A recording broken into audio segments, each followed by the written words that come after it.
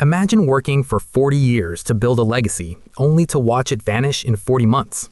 Right now, $90 trillion is supposed to be moving from the baby boomers to their children in the greatest wealth transfer in human history.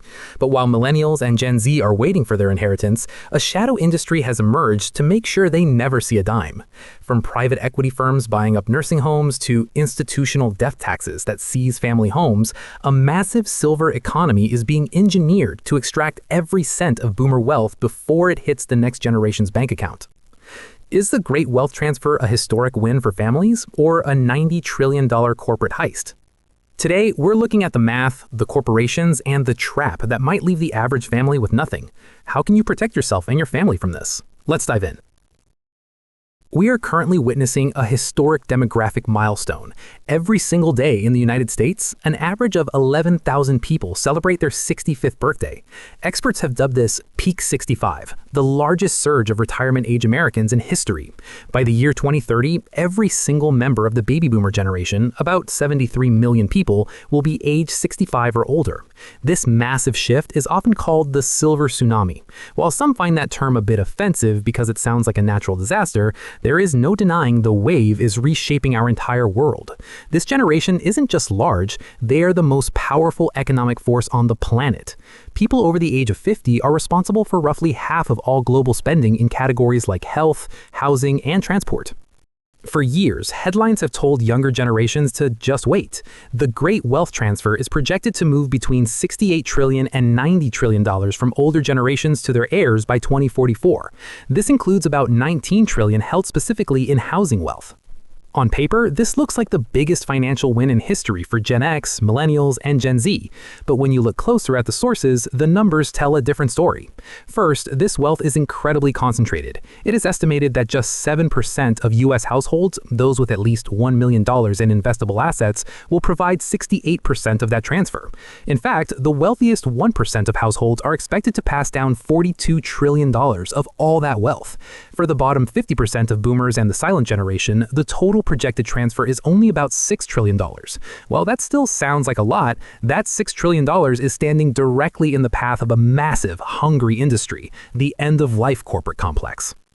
The primary reason that wealth might never reach heirs is the skyrocketing cost of healthcare and long-term care. In 2023, it was estimated that a single 65-year-old would need about $157,500 just to cover medical expenses in retirement. And that excludes the catastrophic costs of long-term care. For a retired couple, that number jumps over $330,000. But those are just the standard medical bills. The real wealth eater is long-term care. As of 2023, the median annual cost for a semi-private room in a nursing home was $104,000. By 2026, that's projected to climb over $115,000. Even if you stay at home, a full-time home health aide now costs more than $75,000 a year. These costs are rising faster than general inflation, often by 3 to 4% every year. For a middle-class family with a few $100,000 in savings and a family home, just 3 to 4 years of intensive care can completely wipe out an entire life's work. Because there's so much money involved, Wall Street has moved in. Private equity firms and massive corporations are buying up the infrastructure of aging.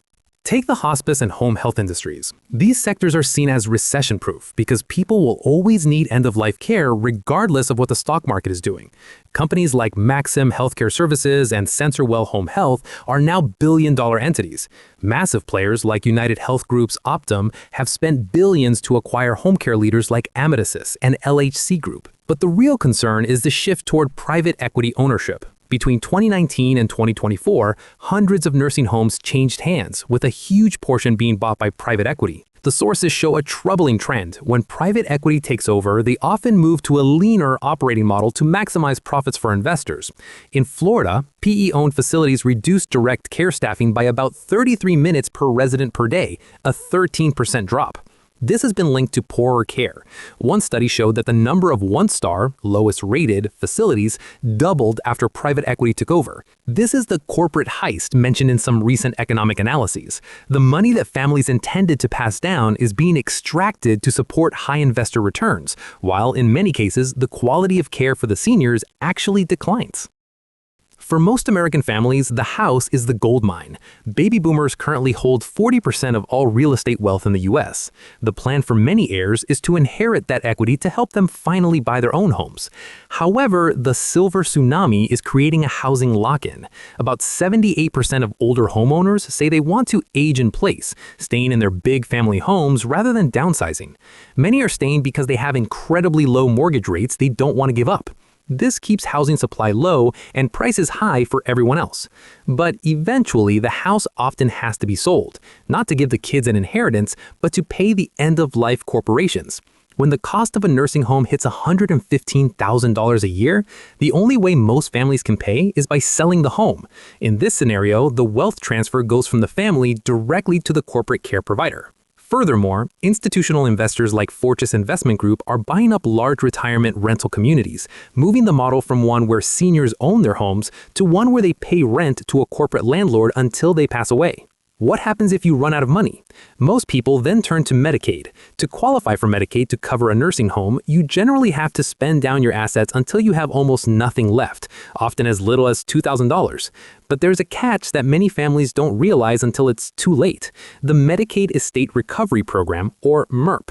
Since 1993, federal law has required states to try and claw back the money they spent on a person's care from their estate after they die. While the family home is often protected while the person is alive, once they pass away, the state can put a lien on that home to repay the Medicaid bill. For wealthy families, this isn't an issue because they can afford sophisticated estate planning and lawyers to shield their assets and trusts. But for middle-class and low-income families, especially families of color, this institutional death tax can be devastating. It effectively wipes out the only source of intergenerational wealth a family has: the home. Interestingly, this program only recovers about 0.5 to 0.6% of what the states spend on long-term care. Research suggests it costs lots of pain for little gain, often costing nearly as much to administer as it recovers, while keeping the next generation trapped in a cycle of poverty. It's not all doom and gloom, though. The silver economy also offers massive opportunities because this generation is living longer and staying healthier than any before them. In 1960, a man reaching age 65 could expect to live another 13 years. Today, that's up to 18 years for men and over 20 for women. This demographic dividend means many older adults are staying in the workforce by choice. About 1 in 5 people over 65 are still working, and that number is projected to rise. The sources also reveal a surprising fact: seniorpreneurs are crushing it. People over age 55 launch 25% of all new businesses, and they have twice the success rate of younger entrepreneurs. They have the experience, the networks, and the financial stability that 20-somethings often lack. Technology is also helping. Remote work has doubled among older adults since 2019, allowing them to stay engaged and keep earning without the physical toll of a commute. This is helping some people fight back against the wealth leakage by continuing to build their assets later in life. As we look toward 2026 and 2027, we are entering what economists call the Great Reset. The era of cheap money is over. Interest rates have stabilized at higher levels, which means corporations that bought up nursing homes with a lot of debt are now feeling the squeeze. This could lead to a wave of distressed sales and bankruptcies, like the collapse of Genesis Healthcare in 2025. While this sounds bad, it might also force the industry to move away from scale for scale's sake and back toward quality-led growth. For families, the message from these sources is clear: the great wealth transfer is a race against time. Success in this era requires early planning. The sources highlight that many families fail to have even basic legal documents like a will or power of attorney in place. Only 7% of U.S. households use trusts, which are one of the few ways to actually protect wealth from being captured by the corporate end-of-life complex. The silver economy is a double-edged sword. On one side, it offers a longer, healthier life and new opportunities for older adults to work and start businesses. On the other side, it has created a high-efficiency vacuum designed to extract a lifetime of savings before it can be passed to the next generation. The greatest wealth transfer in history is indeed happening, but its destination might not be the family bank account. It is increasingly the balance sheet of the institutional investor. If we want the American legacy to remain a family one, we have to understand the systems at play, from private equity staffing cuts to Medicaid recovery traps.